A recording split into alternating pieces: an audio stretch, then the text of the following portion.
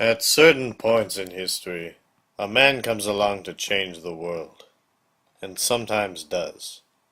Not just a man, but a hero.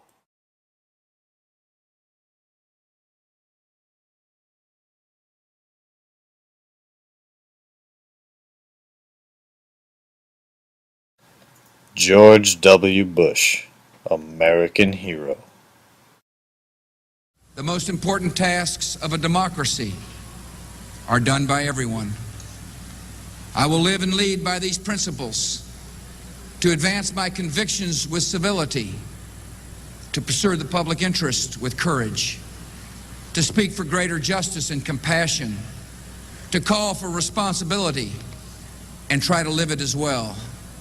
In all these ways, our history to the care of our times. Inaugurated in 2001, George Bush's popularity peaked at the commencement of his presidency. Perhaps most known for his leadership, especially during times of great struggle, Bush valiantly led the United States into the 21st century, fearlessly facing down social, economic, domestic, and foreign perils.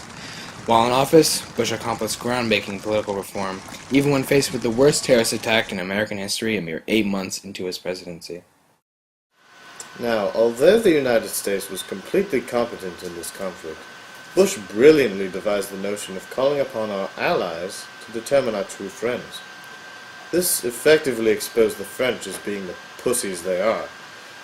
He always had a devil-may-care sort of attitude, even as a small child.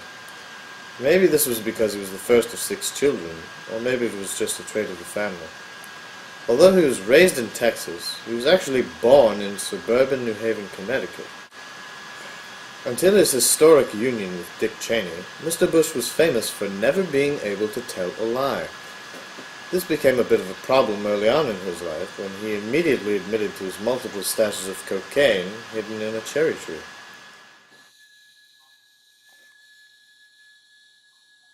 George W. Bush first made a name for himself in American history during the Revolutionary War with the British. There was, in fact, a famous portrait of him crossing the Delaware River, in which his army defeated the British encampment. George Bush, Mr. Bush, is often confused with the other George relevant in American history, much less influential, George Washington.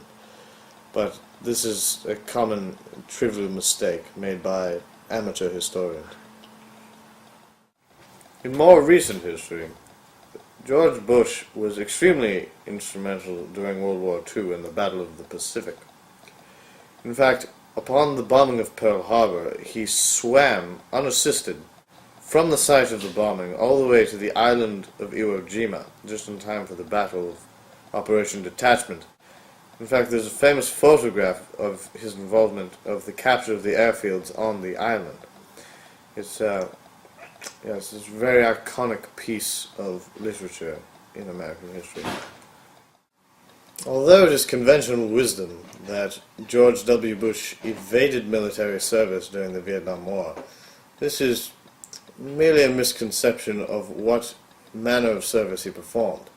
He instead was conducting internal affair research in Tiananmen Square at the time. This is perhaps the most prominent example of containment foreign policy strategy and the following through of the Marshall Plan in American history. George W. Bush was quite literally standing up to the military forces of communism. But in 2002, horror struck the nation.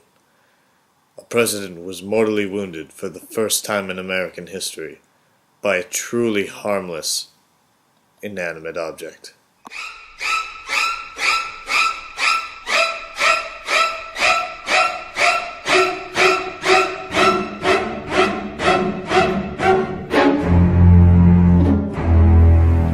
Similar to many small children, Bush has always felt very threatened by the notion of awkwardly shaped food. For this reason, speculation has developed around the sinister pretzel incident as to whether the source of the trouble was a terrorist conspiracy. Perhaps more tragic, than even the attacks on the World Trade Center themselves. George W. Bush suffered an attack on his person in 2008. A terrorist vigilante reporter tossed his shoe at our great historical figure, George W. Bush, threatening his life.